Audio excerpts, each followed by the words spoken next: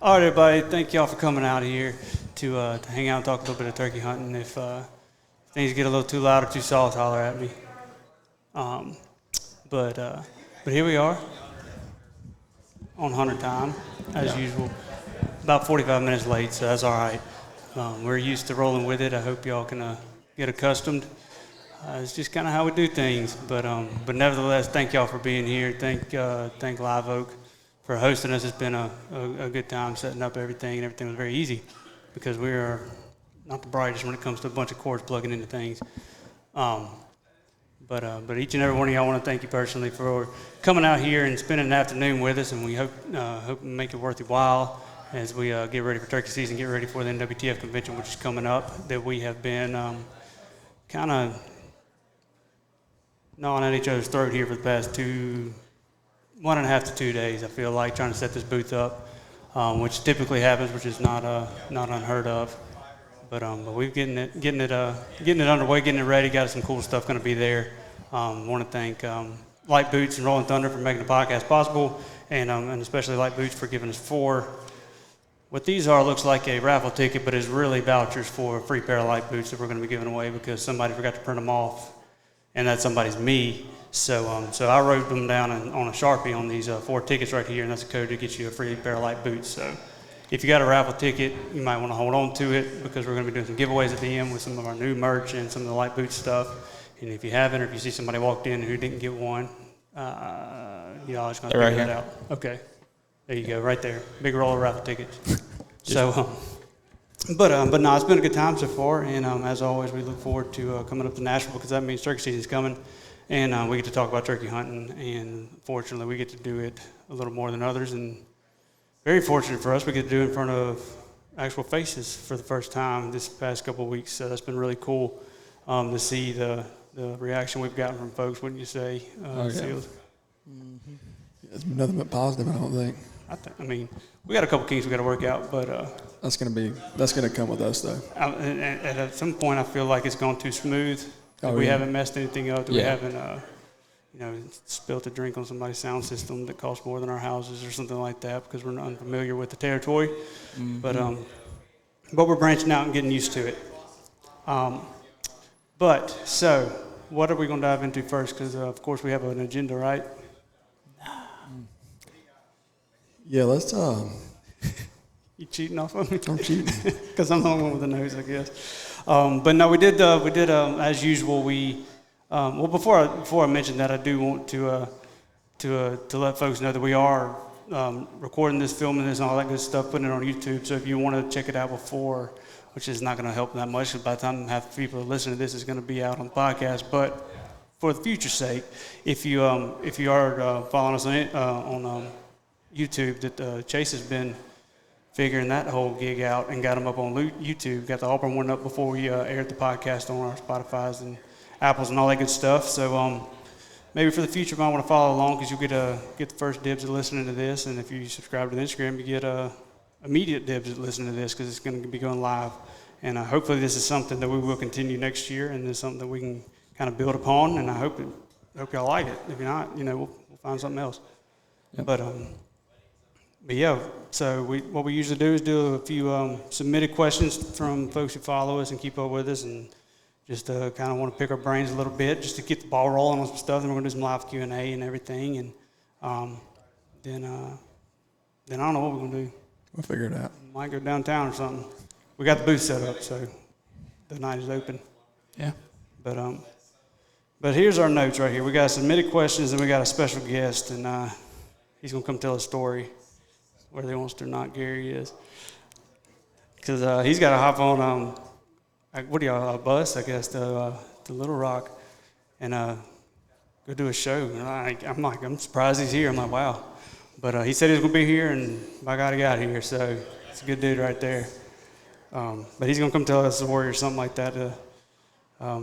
Just in case this is our only chance to get a hold of him. Because once March hits, Gary's going to be running wild chasing turkeys. So I had to take advantage of that opportunity, and I'm looking forward to that.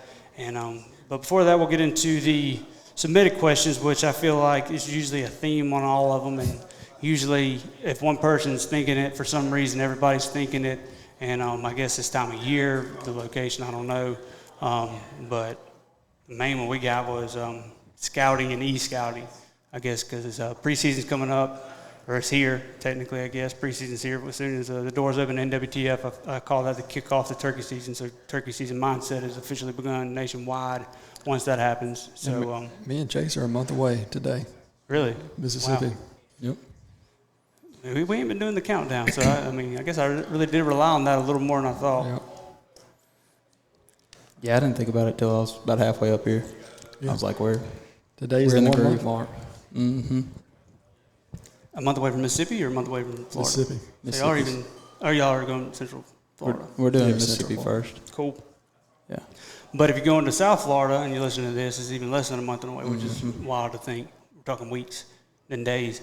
But yeah, so let's see. What's y'all want to get the ball rolling on some scouting and stuff like that? Because I guess in Mississippi y'all don't have to scout too much, but I guess y'all have been looking at a few places. I know Chase has been applying to a few different states and looking around and whatnot. Yeah, what I mean? Yeah, I've actually been scouting Mississippi a lot public land because we don't have really a lease this year to hunt on, Yeah. which is nothing new to us, but I have been. But as far as applying for draws and stuff like that, I did get Illinois, so trying to figure out where I'm going in there. So I've been online a lot with that. Really hunting down creeks, rivers, divots, ridges in farmland, so we'll see how that goes. Trying to track down some permissions, but did get Illinois. Do that every time. Every time. Yep. A job. But yeah, so. Well, when you're looking at those ditches and creeks, also, when you get there and get boots on the ground, make sure you figure out where you can cross those creeks. Because just because you find a creek, obviously you're looking for a creek that's a turkey's going to roost on, but it's also good to know, drop a pin where you can cross. Because if he's on the other side, you can't. And I guess you could go swimming, but probably wouldn't want to. Hey, he's on the other side. If that's what it comes to, that's what it comes to. Oh, if you have to, yeah. But if you could find a crossing, that'd be a little better. Right. No, I agree. Yeah. And that's actually what I've been looking at is points and corners that sometimes could be lower. I've actually seen. I marked those spots online if I can, which for me to be online scouting is weird because I was so against even having the map on my phone for several years, until it was kind of got to the point where I was asking Hunter, 8-9 times a morning, all right, where are we at and where's he at and da-da-da-da-da. Yeah. And don't let that get old. He does it to me. Yeah. 9 times an hour. Yeah. What? Ask me where we're at. Oh. That's not just turkey season. Yeah. That's driving to Kroger with him. But no, obviously somebody who's directionally challenged as I am, OnX and stuff has been a blessing, but before OnX came around, I had Google Maps or Apple Maps, and I want to say it was Apple Maps had the satellite imaged overlaid with the streams and stuff, and that was a big benefit because I really use that, and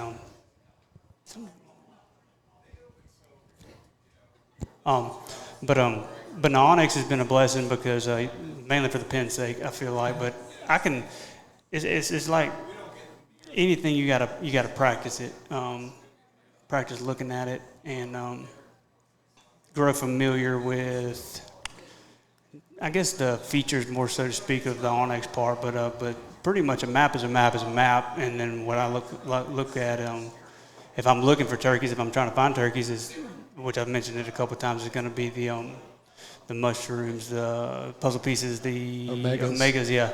And that's something that I've relied heavily on since I was in college, and that came from hunting up there at public land.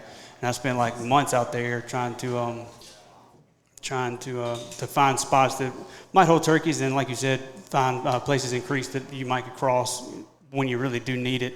And that proved to be pretty beneficial towards the middle of the season. A lot of times I'd find the turkeys in between the creeks. If there's, say, you got 4 creeks running, and if you can find a spot to get in between the inner 2 of the 4, a lot of folks will stop, if not at the first creek, at the second creek. So, you're kind of in in no man's land, so to speak, when it comes to people that are hunting them.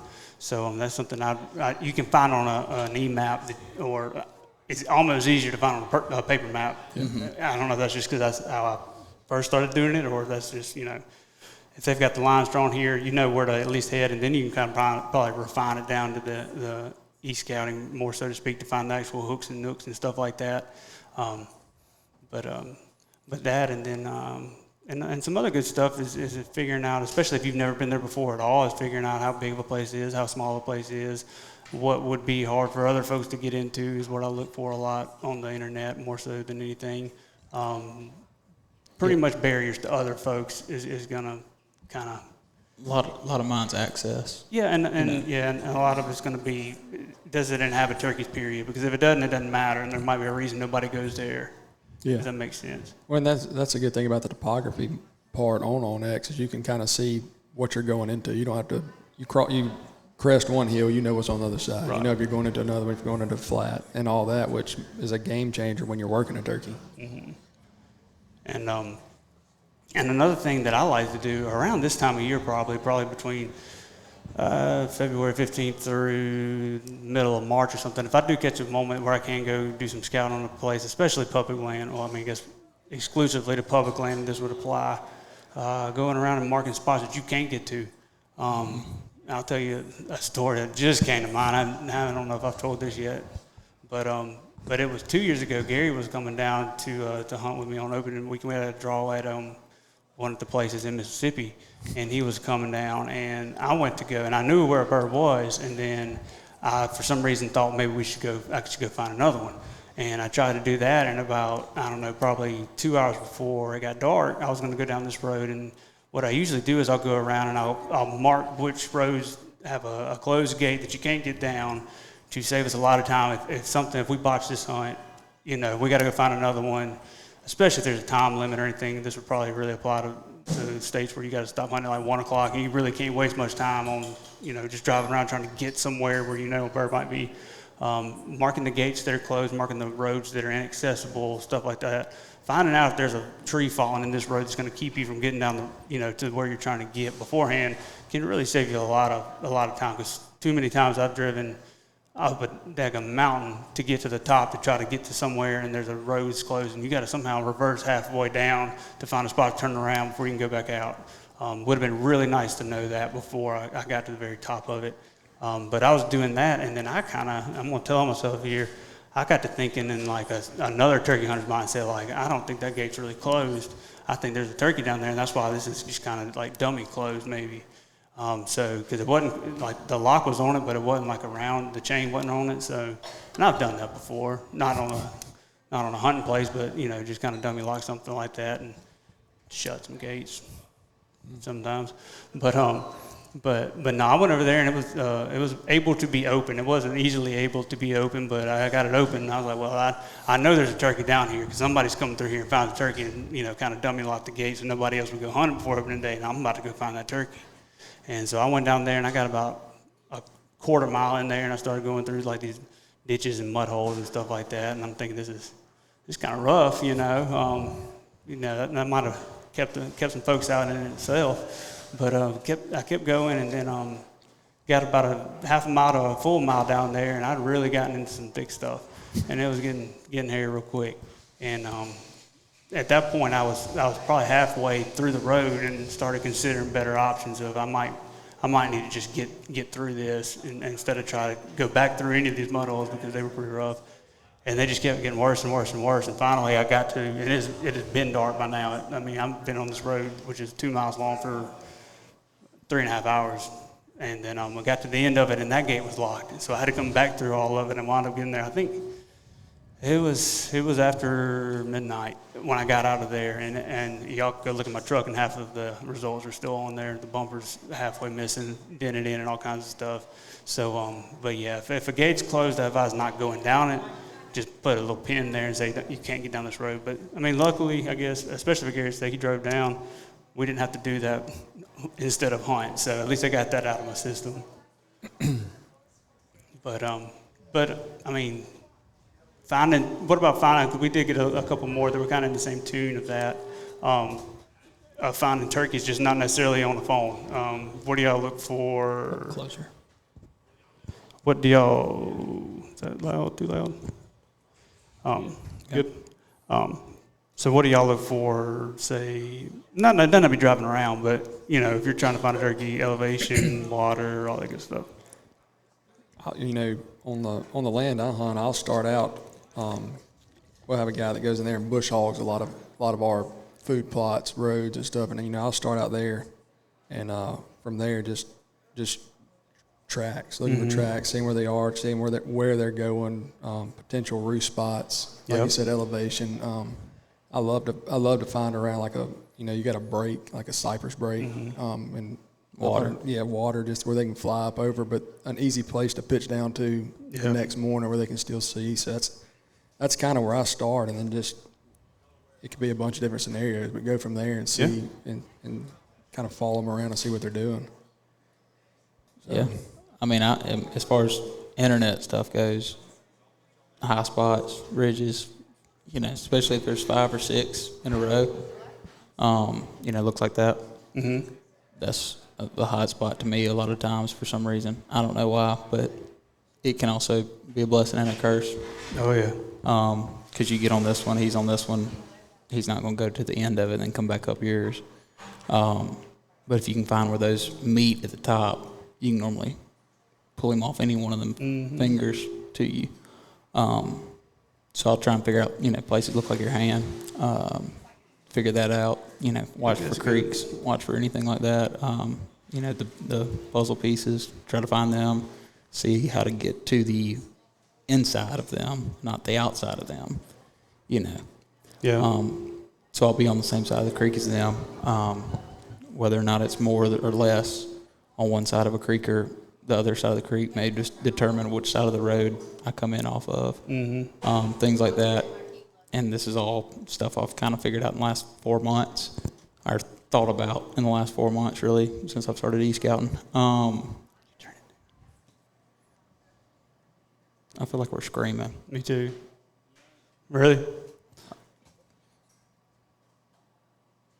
bear with us. Better? Better or worse? Can y'all hear us, period?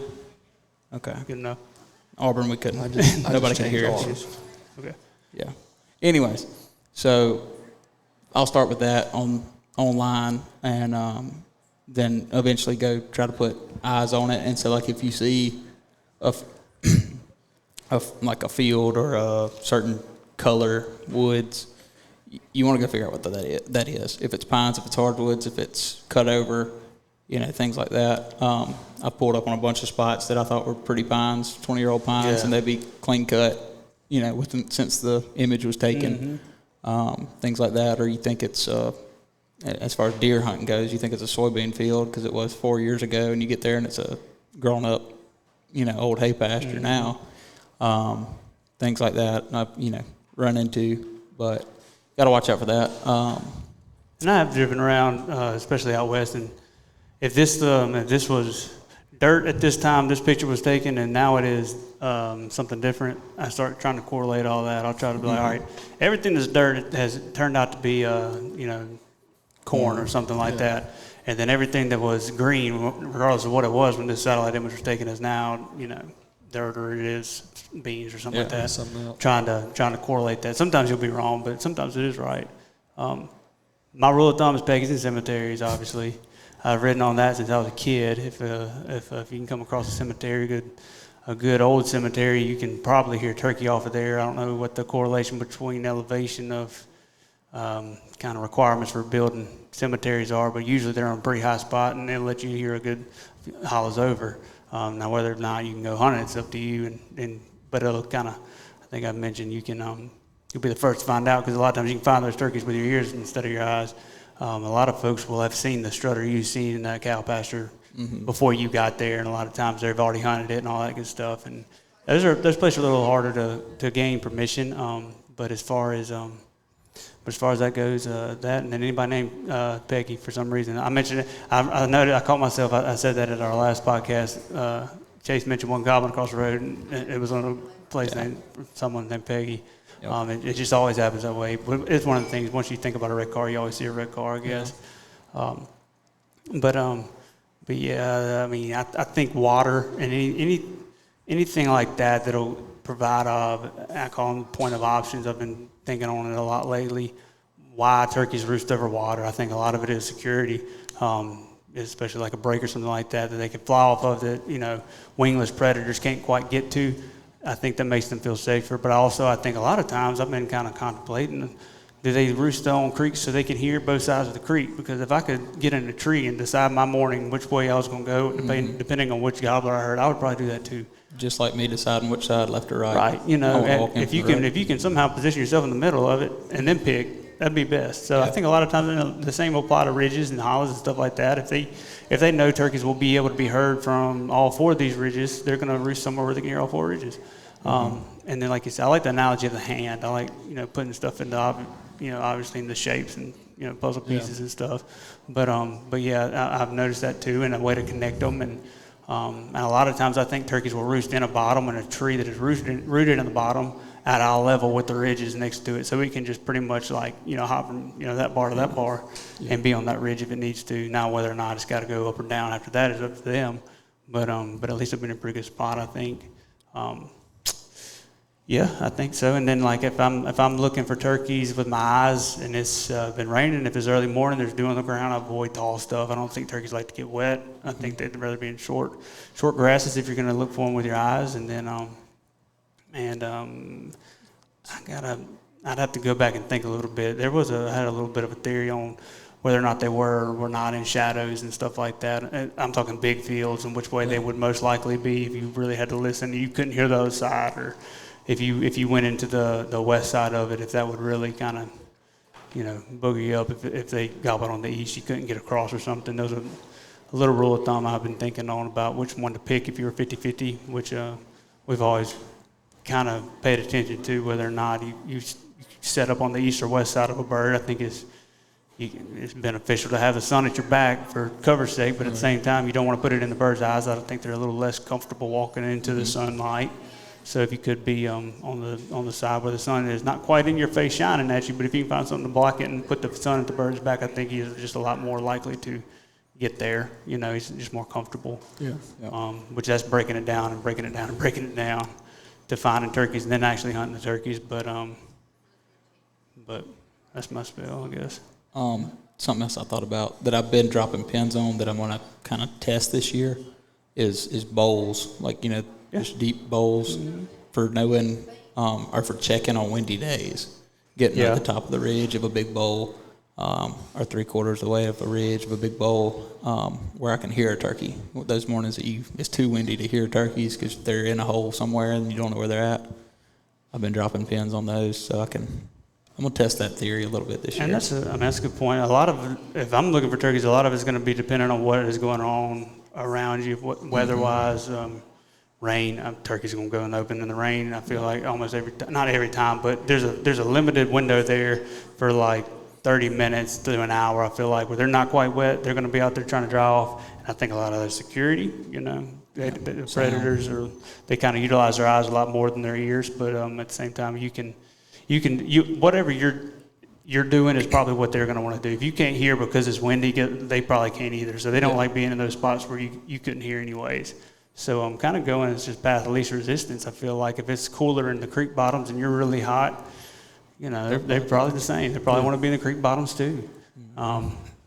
But things change, weather changes and stuff like that. And I usually do find them more in lower spots on windy days. And then time of day. I think a lot of times, I can think of a couple this past year, coming across a couple gobblers in a field or something like that at high noon, and there's nothing you can do to talk them out of that field. There's nothing you can do.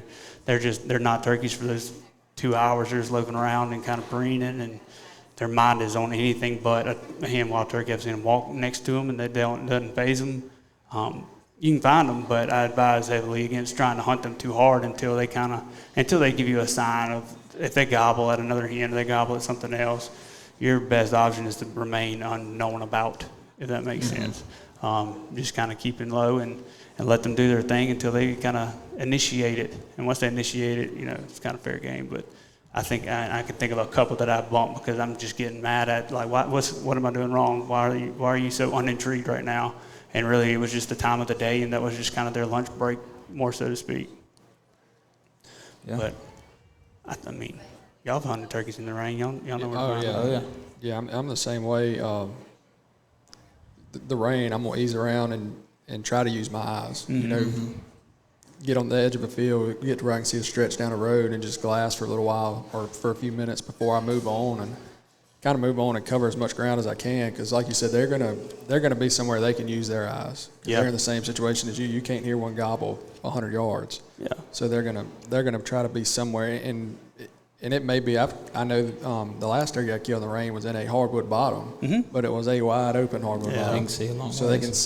they can see a long way. Plus, they've got some cover to use with them. They're not just in the middle of a field. So It's probably a windy, rainy day. right, yeah, it was, and it just sit and don't rush really. Just Yeah. glass and see and glass again and glass one more time. That just to make sure you're not about to bump anything. The knees on up and repeat the steps. And turkeys will absolutely gobble in the rain. Oh, they will. And you just might not can hear them. That's what I'm going to say. You can see them gobble, but Yeah. you may not can hear them gobble. And that could, I mean, I've used it to my advantage before. If you can get close enough, I mean, you might ruin a slate call and box call. I'd probably just bring my mouth calls, and I say that because I did ruin a slate call doing this before. Went in there in the rain, heard a turkey, got pretty close to him on the limb, killed him. But I think a lot of it was because I was kind of the only bird he could hear. You know, he was gobbling almost like he was lost, and I'm sure there was some hens around him before he flew up, and he knew they were around and couldn't hear them, and was probably frustrated that he couldn't hear either, and just kept gobbling. And I was probably the only other being in the planet that heard him that morning. The hens probably couldn't hear him either. He came in pretty quick, you know. Yeah, right. But I like to think that I was probably the only hen he heard too. So kind of made it easier. He got my butt wet, but Worth it. I take it. Yeah. If we ain't filming, it don't matter. Yeah, I mean, I think I'm not going to say it's easier to kill one in the rain, but I think if you can find one in the rain, Yeah. your chances go up because if like you just said, if you get to where he can hear you, there's a good chance all they can hear is you.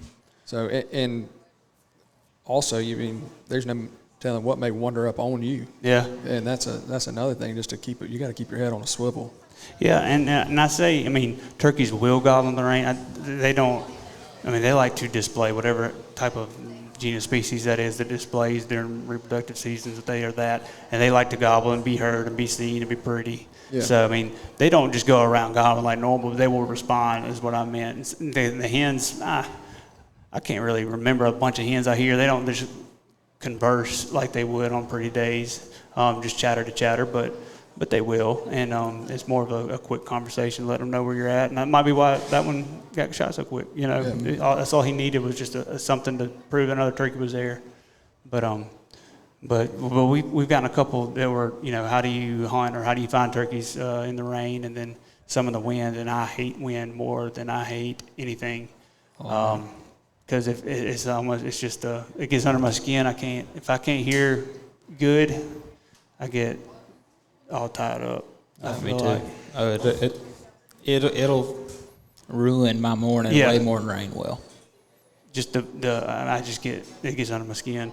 But I mean, it's really no different. I know I've killed a turkey in the wind. This was years ago, using the wind to kind of move around a whole lot, and I got pretty daggone close to some that were in the middle of the wide open woods, and just had to wait and be patient and disciplined. And when you moved, but if the wind would blow real hard, I could move up. This was in late April. I could move up a good bit, and finally got to an opening that connected to the opening that they were in. Because I don't think they would have probably went through the thick stuff. This was being late season, but they were perfectly fine walking around the open part. So I finally got I'd say probably 95 to 100 yards away, kind of down, and I tried to get I don't know if this had a effect or not, but upwind where I could kind of like call and let it go down to them. I didn't want to get there at 2 o'clock finally, make a 2-hour trek and move only when the wind was blowing to get there, and then my calls went behind me and they didn't even hear it. So Right. I did try to make sure I did that, but I don't know if that had much of an effect. I did in Kansas. Was it Kansas? Yeah, we talked about that last week. Yeah, there's no way that wind didn't help on that. Right. But yeah, finding ways to kind of turn Not so great days into Yeah. good enough days. There's advantages to everything, I think. Those are different color pins for me. Yeah. Yeah. That's a good topic that I wanted to ask. I guess we got coming on, but what do y'all have like an official legend to your pin colors and coordination or anything like that? Like, I think I do until I look at my map from a distance, and I didn't. It just looks like confetti. Yeah, I remembered it wrong. Oh, well. Yeah. Man. It is what it is. I do. I have all my pins for turkeys have the turkey on it, but then I have a color for where I think may be good. I have a color where I have seen turkeys. I have a color where I've heard turkeys, and I have a different color for where I've killed turkeys. Yeah. So I got, a different color for everything. So when I'm looking, I don't just see a turkey and me think that was just somewhere that looked good on the map, but it, not have any idea. I've got a couple pins. I'm like, I have no reason to believe this is a good spot. I was looking for somewhere else and came across this, and 5 states over, and I feel like this is a good spot, so check it out. I don't know if I've ever checked any of them out, but I do have like a very odd color for that, just in case I ever just wind up in that area and need to kill some time, I guess. I'd check it out, but other than that, no, I try to keep it pretty color coordinated, and like Jay said, I always forget what it is. So every year I need to go back and refresh. Yeah, I end up clicking on every one of them. Yeah. Every time I'm anywhere remotely close to I look it. down, there's a bunch of red X's. Yeah, I don't know what these all are. But I'm bad about using like a base camp logo. What? Like something that's not turkey or deer related, and so I'll check it out. Yeah. And a lot of times it's just where I've parked my truck. So like I've used them for the same versus this one, and I run into You show up there issues looking all for a the- turkey, and it's just where you. Yeah, it's just a fork in the road somewhere. I'm like, okay. Yeah, I use the access point for where I park a truck, and mine's. I'm saying this so if I ever steal y'all's phone while you're asleep or something, I don't know where to really go find a turkey and not go where do you. Good luck. So I'm not telling you what colors are which though. Huh? I didn't tell you which colors Oh, are I which know. though. But no, I use an access point. Mine's like OCD Yeah. set up. Mine ain't. I know. I just discovered I could do it on my computer the other day. That's a big step. Big I difference. remember finding that out. Yeah, I got about 500 more pins. But- in about 2 nights. Another one I just saw jotted down here, some folks had asked about, were henned up birds, which kind of go in the same vein of finding birds and them being stubborn. But Chase, I feel like I know you and I have dealt with a good bit of henned up birds. I know Sills has too. If y'all want to kick that off, that's all they said was just henned up birds. You can take that how you want it, like what he meant by that. But I thought that I like leaving it vague like that, leaving the door open. All right. I touched on it some last week at Auburn. Breck's turkey last year specifically, was henned up with 5 hens, I think, 5, 6, something like that. 7. He said 7. So the issue we ran into where we would call here, and then he would gobble here, away from, looked like the hens were quote unquote pulling him away. We'd get in front of him, and he'd gobble where we last called. So 3 or 4 times of doing that, cat and mousing it, wrong moves. Finally realized he's trying to get there. He's just pushing hens, herding cattle, in other words, Which is a good point. And, he's trying to get there as soon as he can, but he's got to take 7 other smart turkeys with him, So you're saying patience more so to speak, or Patience. how you would deal with it. Yeah. I like to call a lot, praying to get one of the hens fired up if that doesn't work. They're just, I almost try to change the hen's temperature more than I try to change the gobbler's temperature. You can change his temperature on and off all day.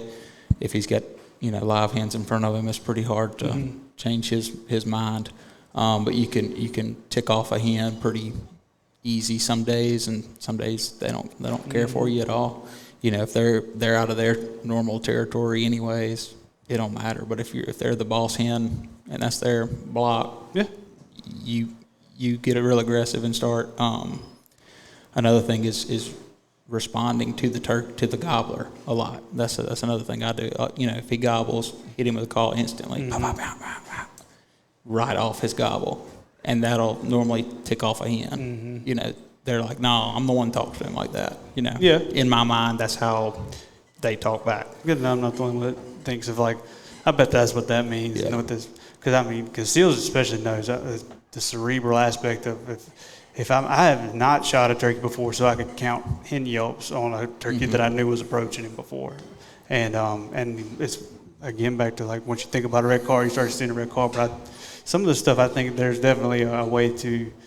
If a hen's walking, I always notice she cuts like 9 to 12 times. If she's sitting there, it's a lot less or something like that. Or if she's walking and yelping, she's doing this. And then the one that the gobbler goes to usually yelps this many times. I'm not going to say it because I think it's pretty not magic, but it's I've started noticing it a lot more. Whichever hen is their yelp is at this cadence is.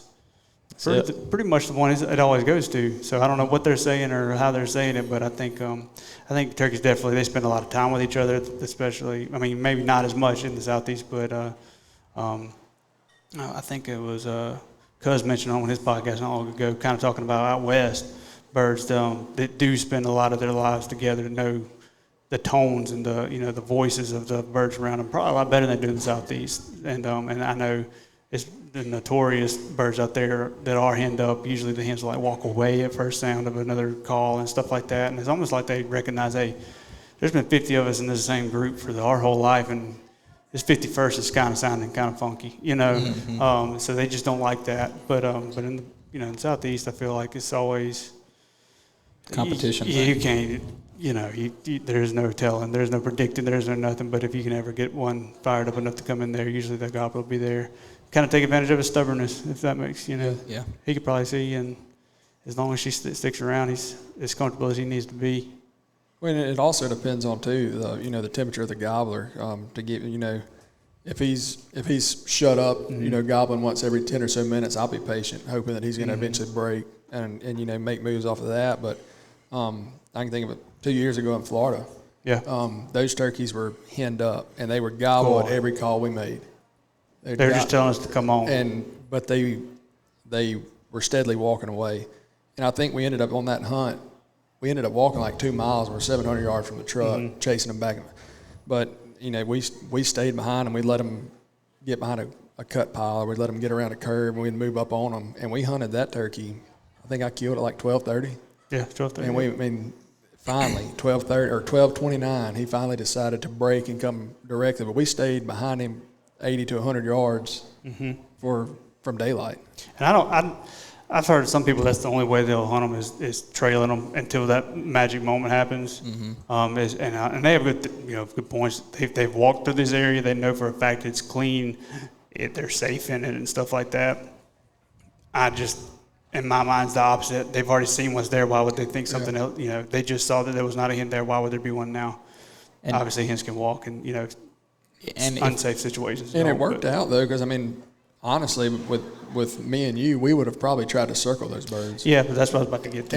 I would rather do that, obviously. And we couldn't because we were in the middle of a cutover, so we were literally using cut piles and bins. I think you're saying gut piles. Yeah, cut. Where did piles these of come into cut play? trees. cut I don't remember these. And like we were sitting behind when I Oh, yeah. But we were having to use that just to make moves on them. Now I will say this, that's a hen coming to him though. What? If you're trailing it, he's not going to stop because you're eventually going to catch up to him when he stops. You know what I mean?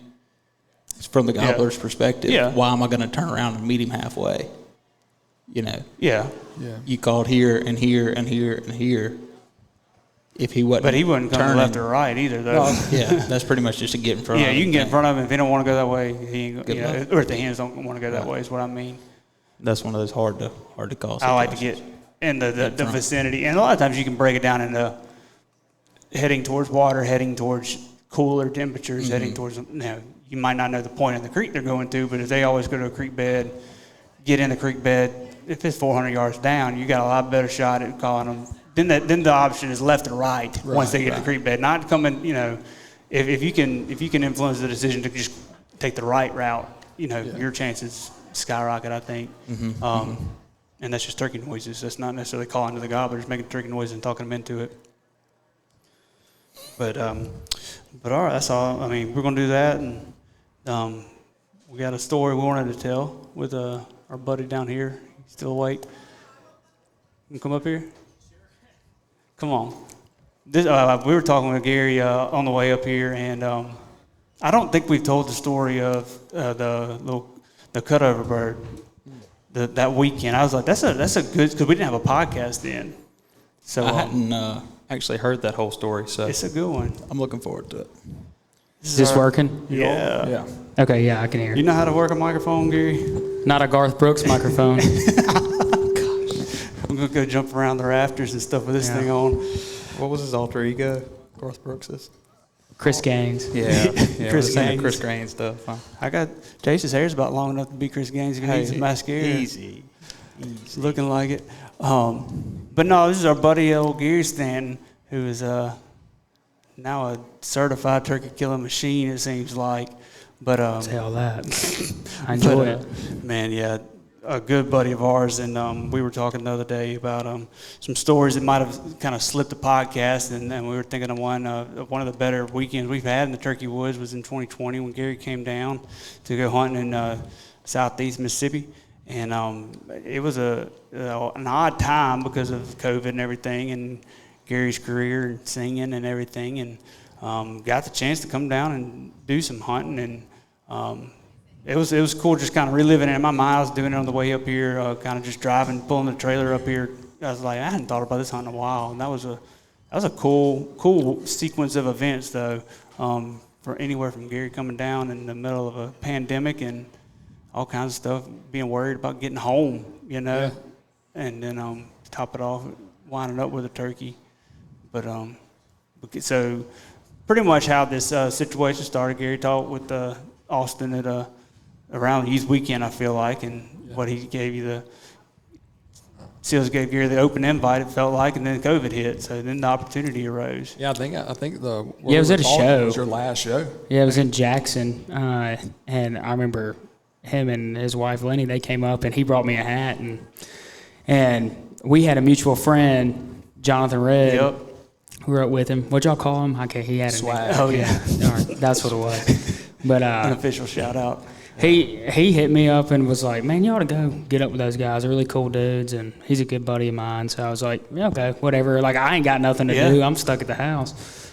So yeah, came down on a whim. We didn't know honestly each other from Adam. Y'all could have abducted me or killed me down there for all I knew. But no, we just had a great time. I mean, we worked a whole day of just dodging weather, being on birds, not being on birds, and then we had just a spectacular morning the next day that just happened quick. I'm not gonna say it was a roost hunt. It was kind of like made a move in a cutover and made a big, just like y'all were just talking about, getting in front of a turkey or whatever instead of trailing a turkey. That's what we did, and fortunately for y'all, that was a place that y'all knew a lot about. So obviously, I'm honestly coming in. I don't know where we're hunting, what we're hunting in, or even if we had permission to be out there for all I know.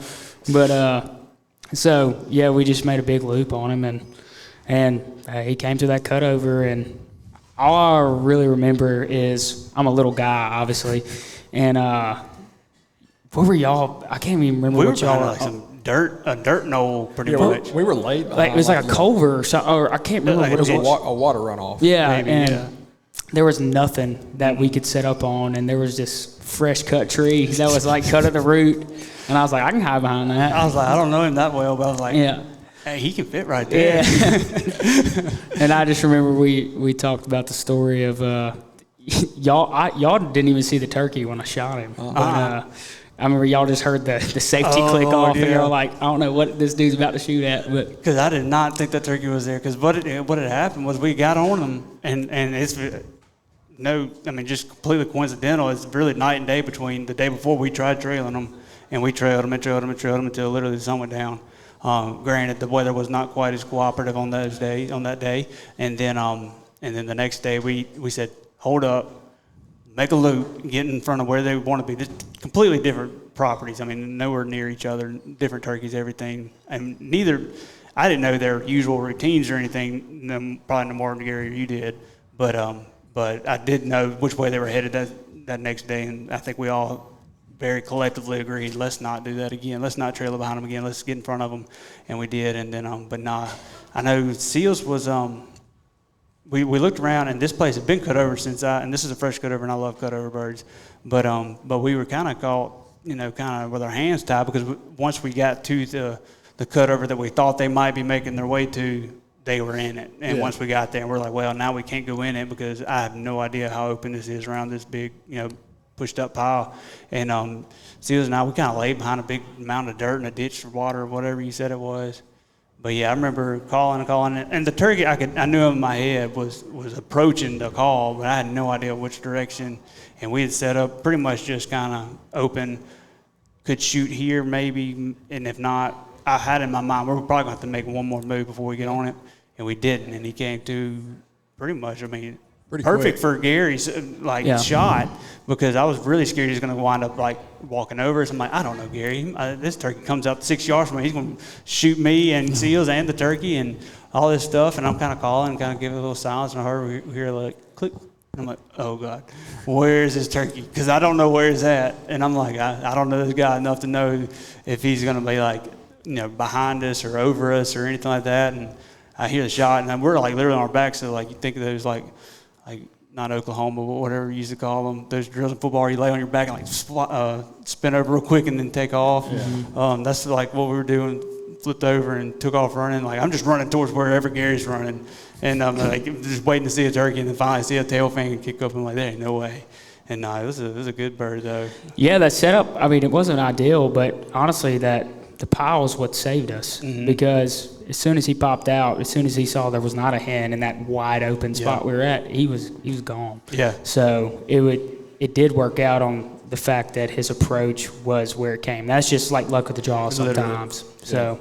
And the fact, and you just, not having hunted that much at the time, just knowing, hey, you got 1 second, and took a quick decision like that to pull the trigger, and man, that's pretty good. I feel like that was a good spark right there, because then after that, old G Money got to rolling. Went on a tear. Yep. Yeah. So you covered a lot of ground the past couple of seasons, and you sent me a picture of the itinerary, it seems, for the upcoming season. So how's that going? You know how it is. You get a solid plan down, and then the week turkey season starts, it's totally different. So, but I'm going to hit a lot of states this year. I don't know if anyone doesn't know this, but I'm a tour musician, but selfishly, we take all spring off so I can turkey hunt as much as I can, or my wife lets me. And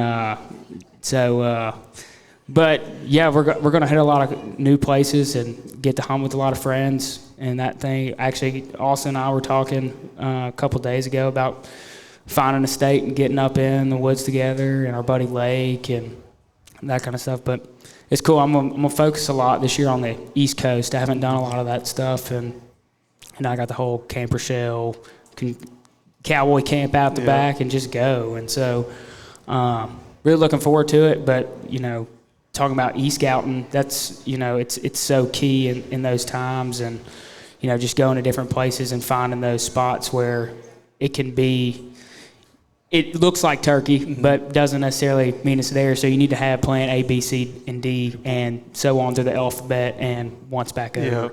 But yeah, I'm looking forward to it this year. I'm ready for it to start, and hopefully have some success. Gonna have some failures, always do. Yeah. So it's just part of it. They're inevitable, but eventually, so the success becomes inevitable if you just keep going, and that's one of the things. You love the process. You're going kill a lot of turkeys because you like it, going turkey hunting, not because you're good at turkey hunting. More times than not, you're there where you need to be, when you need to be, and nature just kind of plays out. And then also you're where you shouldn't be, where you did not need to be, when you did not need to be, and nature plays out, and it's just ain't in your favor. Yeah. But no, it's just kind of here. I feel like I've really started getting pumped up, here lately. The book writing and getting that was a blur, and then all of a sudden I felt like I looked down in November and looked back up, and it was like February 5th, and now it's almost turkey season. But and we've had this just string of hot weather. Yeah. Mm-hmm. So it feels like spring out, when it's 45 in the morning and 65 in the afternoon. You're like, good night. Yeah, ought to be one goblin somewhere. Might get a little wild hair here and check a place out or two. But I know what is today, the 15th? 15th. I know for a fact I heard one on February 16th one year, and this was at the place where the whole Mushroom Creek stuff started. This is where the first turkey I ever heard one of them thing was. And it was on February 16th because I thought that was Sills' birthday, and that's why I remembered it. And it wound up that's not Sills' birthday. It's not. But I did not forget the day of that turkey gobbling, which was February 16th. So they're out there. Still don't know your birthday, Sills. It's the 19th. That's what he's saying. Oh, he did know it. Yeah, I know it now. Okay. Because of that turkey. If it weren't for that turkey, I probably wouldn't. But no, I think that covers any of our. We had a couple people ask Gary was going to be on, if we're going to be in Nashville. I was like, well, we'll see. I know dude's a freaking busy man, but I know I've never heard him turn down a chance to talk turkey. So I love doing it. Yeah. I appreciate you hopping over here, buddy. Yeah, no problem. Thanks for having me, guys. Yeah, dude. Thank y'all for being in Nashville and excited for convention that I won't be able to partake in this year, but it's going to be fun. Hey, it's all right. We're here for We'll it. catch you in March, though. Sounds good. Bingo. All right. The man. G Money. All right, we'll open any live questions anybody might have. We'll do our best to answer them. I can't promise. There's Jay. What's up, man? Jay. We'll do our best to answer anything like that. But And if you got any, shoot them out. Unless y'all got anything else y'all want to make sure you include. we need to. I've seen some more people walk in. If you walked in after we started, raffle tickets are over here. Doing some giveaways at the end. See my dad. Free raffle tickets. Guy in the vest. Free. Yeah, totally free. And he will, before we do the raffle, he'll give me the end stubs. So Yeah. y'all We'll run up there, see him. Give away some light boots and then some Spring Legion stuff. But not the coolest giveaway products because we do have a booth at NWTF and we did not feel like taking any of that down after we just spent 2 days putting that up. So Yeah. So we're not going to have any free guns or anything like that like we're going to have in Starkville, which is a good reminder to let folks know if you are listening to this, we are going to be in Starkville, Mississippi on, there you go, on February 28th at Rick's Cafe with our buddy Lake and Jordan, the Speak the Language podcast presented by Onyx, and we're going to have like free Onyx memberships. And Sills knows the gun kind, don't you? There's a Super Black Eagle 3. It's coming from Turkeys for Tomorrow. They're going to be donating that to give away to those who do attend. You obviously got to be there to get it. Got that, and then obviously we'll have some Spring Legion stuff and some Primos, a ton of Primos calls and whatnot are going to be there, and that is February 28th. I'm going to say 6 o'clock, but I don't know. Do you? I think it's 6 to 8. Might be 6 to 8. Y'all might want to check some social media for that. I know, like, talk with us. We've got some stuff planned to make sure y'all get, y'all have the chance to learn about what the time and date and stuff when we do some marketing material here while we're all together. And so if you're in that area, and there's folks coming from Alabama, Tennessee, Arkansas, we've already talked to, they're going to be there. So I advise y'all to swing by and possibly win a gun and a lot of other stuff and talk turkey with us. So got that housekeeping out the way, and we'll open anything up if anybody's got any questions or complaints or concerns or anything like that. And, yeah, it doesn't have to be a question. It can be a scenario or more as a story you want us to tell. Maybe. Got one right here. Yep.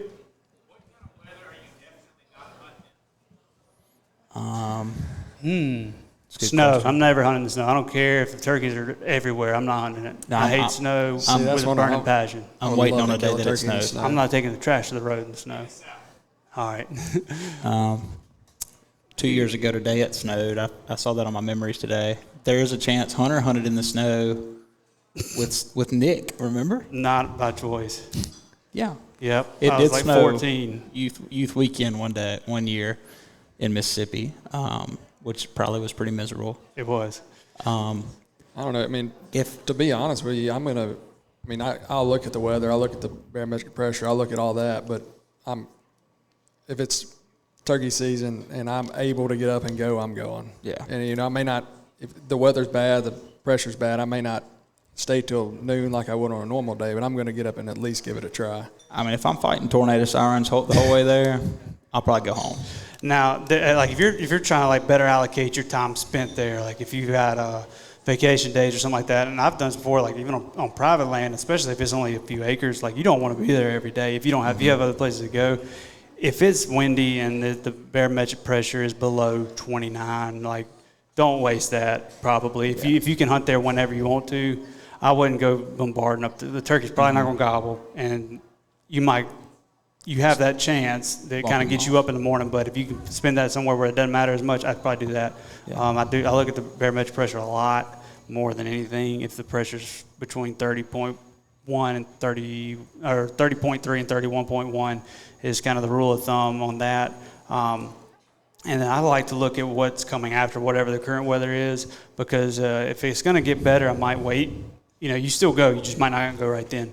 If a front's pushing through, and say it's on, if a front's pushing through on Saturday and Sunday's going to be a bluebird morning, I would probably skip Saturday hunting, because the only thing you can do is probably educate them, because they're not going to gobble a lot, and there's nothing you can really do to make them gobble. You can kill them, but if you can definitely hunt there Sunday, your chances of hearing one, killing one are way higher on Sunday. So, and I can get pretty kind of ornery about that, like not messing the place up, or especially somebody else messing the place up. I'll make loops around the place on public ground to make sure nobody else is going to be here, because I know, like, on Tuesday this is going to be prime, and I know there's bird in there, and I know I'm going to have a chance. Like, I'll just be like kind of like surveillance in the area. Like, if I see anybody, I'll be like, hey man, tornado's coming. Yeah, and that's kind of what I'm talking about, like not hunting until noon. Like, I'll go to where I'm going to listen from, and if I don't hear a turkey from there, I'm not going to go walk around calling and all that. Yeah. I'm going to get out of there, but there's still that chance that you may hear one. You may luck up and one roosted, wherever you can hear it. If you see the sun's going to come out, if it's raining when you wake up, see the sun's going to come out at 3 o'clock, I'll be there at 3 o'clock, you know, or 2:30.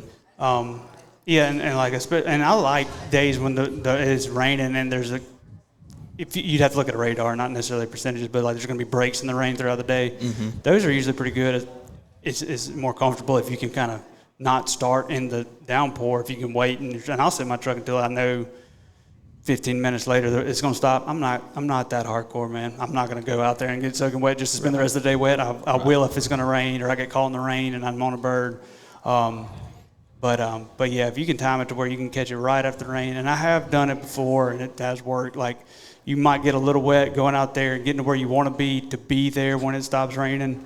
That's a big difference if you're there the first 30 minutes and then versus 2 hours later, because what they're kind of really trying to get out of their system in that first 30 minutes is already out of their system 2 hours after it stopped raining. It's just kind of just normal turkey hunting weather to me. And you move around quiet.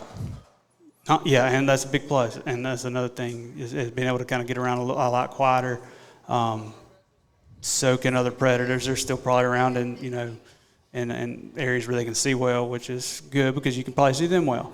So, but they may be pulling back towards the woods and stuff too. They could. That is a scenario situation.